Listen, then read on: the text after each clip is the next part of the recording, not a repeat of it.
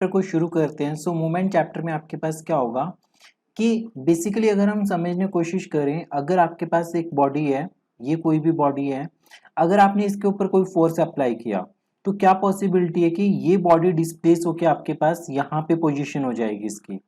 ठीक है, तो फर्स्ट इफेक्ट इसका क्या होगा, ट्रांसलेशन। क्या होगा इसका फर्स्ट इफेक्ट, ट्रांसलेशन। सेकंड, ऐसा पॉसिबल है कि अगर आपके पास कोई बॉडी है तो इसके ऊपर कोई फोर्स अप्लाई किया तो इसमें रोटेशन होगी, तो इसकी पोजीशनिंग सेम है पर अब ये रोटेट होगी थोड़ी सी। तो मतलब कि अब ये कैसे होगी आपके पास, इस तरीके से होगी, ये रोटेट होके इस तरीके से। सेकंड इफेक्ट किसी भी फोर्स का हो सकता है, रोटेशन। थर्ड इफेक्ट क्या हो सकते हैं कि both rotation as well as translation. Originally body आपके पास यहाँ पे पड़ी थी, पर फोर्स अप्लाई करने के बाद आपके पास बॉडी ट्रांसलेट भी होगी और रोटेट भी होगी। ठीक है, तो अगर जो मेजरमेंट है टर्निंग टेंडेंसी का, उसे क्या बोलेंगे, उसे बोलेंगे मूवमेंट। फाइनली अगर हमें लिखना हो तो मूवमेंट का मतलब क्या होता है, मूवमेंट का मतलब होगा, movement means measure of tendency to rotate the body. ठीक है, movement of a force about a point, about a point is the measure of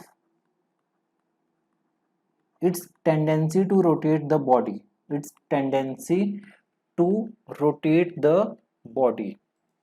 अगर मान लो कि आपके पास कोई भी बॉडी पड़ी है, ठीक है, ये पॉइंट आपके पास P है, ठीक है, तो और ये कोई फोर्स अप्लाई हो रहा है, इसकी लाइन ऑफ एक्शन ये है, तो जो इसकी टेंडेंसी होगी to rotate the body, to rotate the body, कोई फोर्स कितना डिग्री मेजर, कितना डिग्री रोटेट कर रहा है किसी बॉडी को, उस चीज को मेजर करने के लिए जो टर्म है उसे हम बोलते हैं मूवमेंट।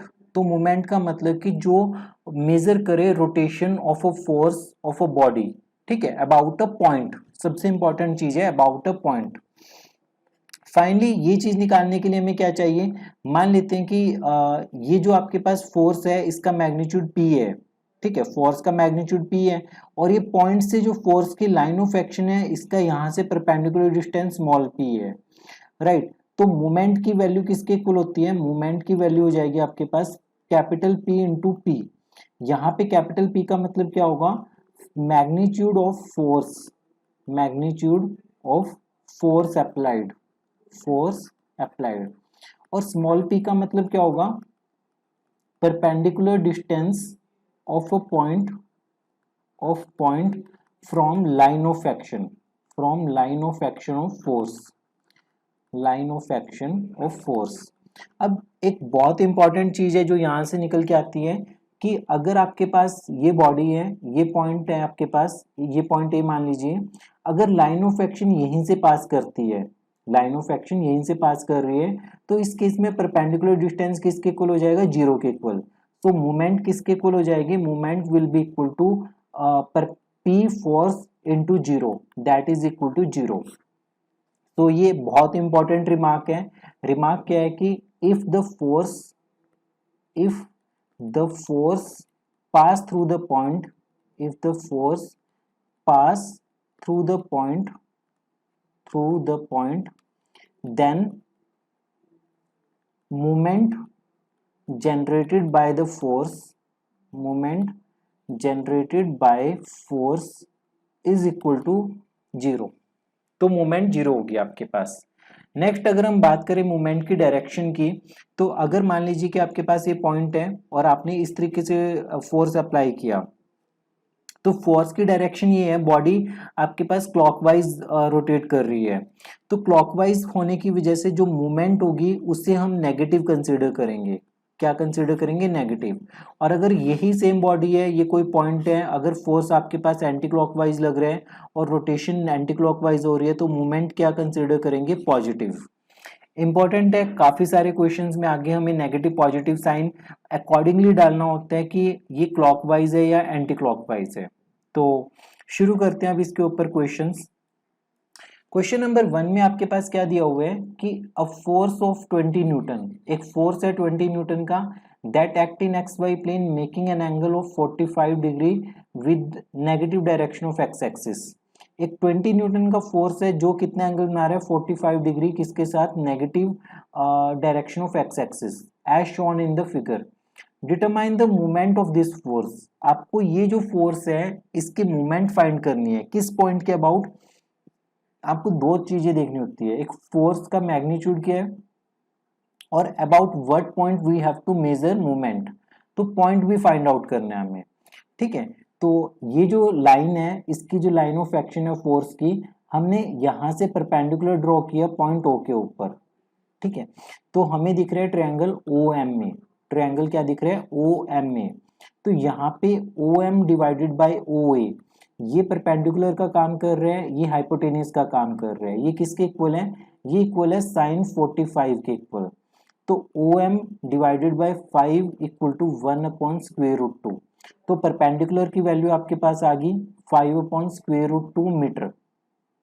नाउ मूवमेंट के लिए फॉर्मूला अभी देखे हमने ताजा ताजा कि परपेंडिकुलर इनटू फोर्स का magnitude into perpendicular distance. Force का मैग्नीट्यूड किसके इक्वल है -20, वो डायरेक्शन की वजह से है, इनटू जो 5 अपॉन स्क्वेयर रूट 2, ये आपके पास परपेंडिकुलर डिस्टेंस है और ये फोर्स का मैग्नीट्यूड। इन दोनों को जब आप मल्टीप्लाई करोगे तो आपके पास आंसर देखने को मिलेगा -50 स्क्वेयर रूट 2 न्यूटन मीटर। तो इतनी मूवमेंट हो रही है बॉडी में, और ये नेगेटिव क्या साइन बता रहा है कि ये मूवमेंट क्लॉकवाइज है। आप देखिए कि इसकी डायरेक्शन क्या है क्लॉकवाइज। इस पॉइंट को, जैसे ये पॉइंट है और ये फोर्स है, तो मूव कैसे होगी बॉडी, क्लॉकवाइज डायरेक्शन में। तो ये नेगेटिव साइन ये बता रहा है आपको। देन अगर हम नेक्स्ट क्वेश्चन पे मूव ऑन करें तो इसमें क्या दिया हुआ है आपके पास, 4 फोर्स है जिसका मैग्नीट्यूड 3, 6, 4 एंड 9 न्यूटन है। वो कहाँ पे एक्ट कर रहे हैं, A B, C B, D C, D A. तो ये सारे उनके पॉइंट ऑफ एक्शन हो गए 3n, 6n, 4n and 9n। आपको मूवमेंट निकालना है, एल्जेब्रिक सम ऑफ मूवमेंट्स निकालना है अबाउट सेंटर, सेंटर यहाँ पे, ठीक है, एंड अबाउट पॉइंट ए, इस पॉइंट के अबाउट। सबसे पहले पॉइंट ए को डिस्कस करते हैं। पॉइंट ए में आपके पास क्या होगा कि ये जो 3n वाला फोर्स है, ये 3n वाला फोर्स इस पॉइंट से पास आउट कर रहे हैं, तो इसका मतलब परपेंडिकुलर डिस्टेंस 0 होगा इसका, तो इसकी मूवमेंट 0 होगी। तो ये तो आपके पास क्लियरली 3n इंटू 0 हो गया, प्लस ये जो 9 न्यूटन का फोर्स है ये भी आपके पास ए पॉइंट से पास आउट कर रहे हैं और इसका परपेंडिकुलर डिस्टेंस 0 होगा, तो 9n इंटू 0, तो इन दोनों की मूवमेंट तो खत्म होगी। अगर हम 6n की बात करें, 6n, इसका परपेंडिकुलर डिस्टेंस ए पॉइंट से कितना है 4 मीटर के इक्वल है, तो इसे हमने लिखा 6 इंटू 4। अब इंपॉर्टेंट चीज यहाँ पे है कि साइन आपके पास नेगेटिव आएगा या पॉजिटिव आएगा, साइन नेगेटिव आएगा क्योंकि पॉइंट आपके पास ये ए पॉइंट है और फोर्स ये है, तो इसकी डायरेक्शन क्या है क्लॉकवाइज डायरेक्शन है, तो इस वजह से -6 इंटू 4। और अगर हम बात करें इस फोर्स की 4 न्यूटन की, तो ये भी आपके पास -4 इंटू 4 होगा। मैग्नीट्यूड कितने 4 के इक्वल है और डिस्टेंस कितने इसका परपेंडिकुलर डिस्टेंस ए से, वो भी 4 मीटर है। क्योंकि ये भी क्लॉकवाइज डायरेक्शन में है इस वजह से नेगेटिव साइन है। तो फाइनली आपके पास जो इसका आंसर आ गया -40 न्यूटन मीटर। अगर हम बात करें कि आपके पास पॉइंट मिड में लाई कर रहे हैं, से यहाँ पे आपके पास ओ पॉइंट है। अब ओ पॉइंट के कॉरस्पॉन्डिंगली जो ये फोर्स है ये एंटी क्लॉकवाइज डायरेक्शन में है, ये एंटी क्लॉकवाइज डायरेक्शन में है। अगर ये पॉइंट ओ है, इस ओ पॉइंट के कॉरस्पॉन्डिंगली जो 6 न्यूटन वाला फोर्स है वो क्लॉकवाइज डायरेक्शन में है। 3 न्यूटन वाला फोर्स भी आपके पास एंटी क्लॉकवाइज डायरेक्शन में, ये क्लॉकवाइज डायरेक्शन में है और ये वाला भी क्लॉकवाइज डायरेक्शन में है। तो नेगेटिव साइन 4 के साथ आया, -4 इंटू 2, जो यहाँ पे परपेंडिकुलर डिस्टेंस है वो 2 मीटर हो गया, -6 इंटू 2, ये भी आपके पास -6 इंटू 2 हो गया, और ये कितना होगा इसका perpendicular distance 2 units, that is 9 into 2, और इसका परपेंडिकुलर डिस्टेंस 3 इंटू 2। सॉल्व कीजिए आप कंप्लीट, आपके पास फाइनल आंसर आएगा 4 न्यूटन मीटर। ठीक है, तो ये बेसिक एग्जाम्पल्स हैं जो हेल्प करेंगे आपको मूवमेंट की डेफिनेशन समझने में। मूवमेंट का मतलब होता है कि आप मेजर कर रहे हो कि कोई फोर्स किसी पॉइंट के अबाउट बॉडी को कितना रोटेट कर रहे हैं, ठीक है, उसकी टेंडेंसी क्या है। फॉर्मूला मोमेंट निकालने के लिए आपके पास होता है P into P, that is magnitude of the force and perpendicular distance. अगर इसकी डायरेक्शन क्लॉकवाइज है तो हम नेगेटिव कंसीडर करते हैं मूवमेंट को, अगर इसकी डायरेक्शन एंटी क्लॉकवाइज है तो हम पॉजिटिव कंसीडर करते हैं। ये दो छोटे छोटे प्यारे प्यारे एग्जांपल्स थे मूवमेंट्स के ऊपर, जो आपको हेल्प कर रहे हैं क्लियर करने में डेफिनेशन। अगली वीडियो में कुछ और अच्छे एग्जांपल्स के साथ हम मिलेंगे जो प्रीवियस ईयर क्वेश्चंस में आए हुए हैं। तब तक पढ़ते रहिए स्टैटिक्स बीएससी मैथ्स को।